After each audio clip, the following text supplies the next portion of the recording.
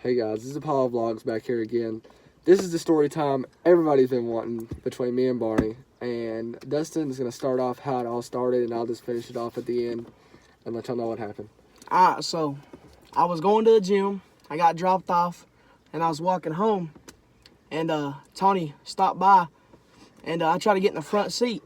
But a couple of his friends was in the car, and they wouldn't let me in. So I had the smart idea to get on his hood, and then I'll let him tell you what else happened from then. Alright, so he got on my hood, right? And instead of hanging on to like my hood part and like actually holding on, what he decided to do was hold on to the A-pillar, which is like the little piece of the car that's right beside your windshield you can't get no grip on. So I was driving about 20 miles an hour, speed limit, whatever. He was on there, perfectly fine. So I get close to his house.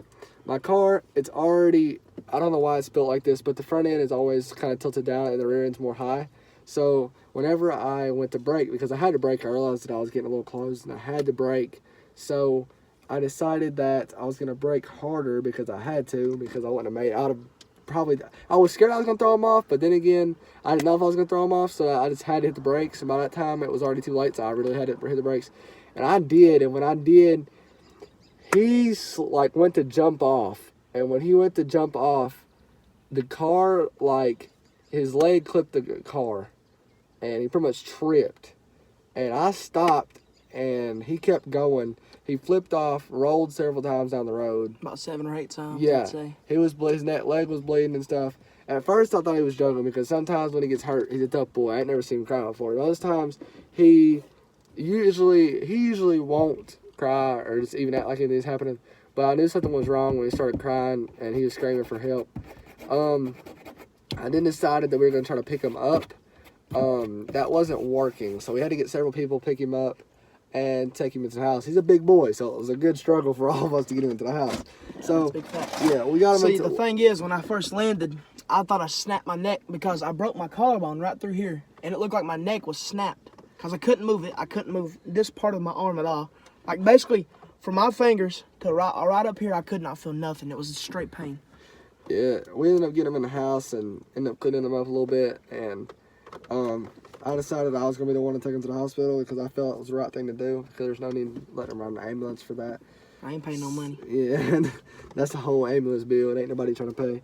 Because even if you got insurance, ambulance bills are ridiculous.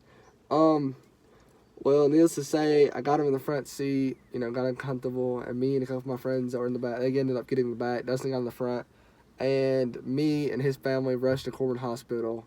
Because I ain't about to go to that Band-Aid hospital over at Barville. Yeah, Barville Hospital's horrible. I'm pretty sure all of you know. If you go there, you probably know. I ended up taking him to Corbin. We stayed there for about 2 or 3 hours. Yeah. He took him a good little nap. Me and my buddy went and got us some food and stuff. Made him happy.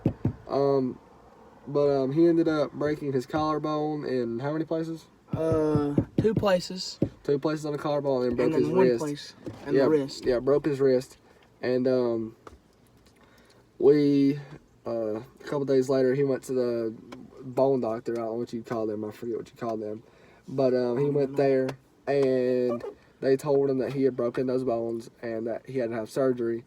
Then a couple days later, he was in surgery, getting it all fixed. And what do you have in your arm now? I have a metal plate with 6 screws in it. And it's like, it goes from where the scar is to all the way down through here.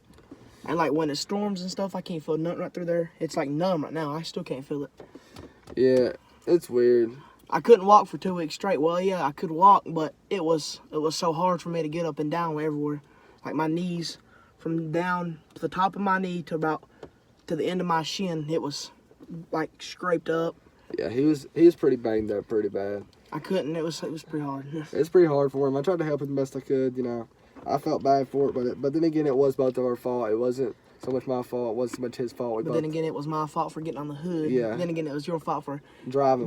Yeah, it was both of our fault, and it's just a dumb teenage mistake. Yeah, dumb teenage mistake. It happens, and we've pretty much been brothers for 4 years now. So Since it wasn't. Moved. Yeah, it wasn't pretty much anything. We've been through a lot together. We've hurt each other multiple times. We've had a lot of good times together.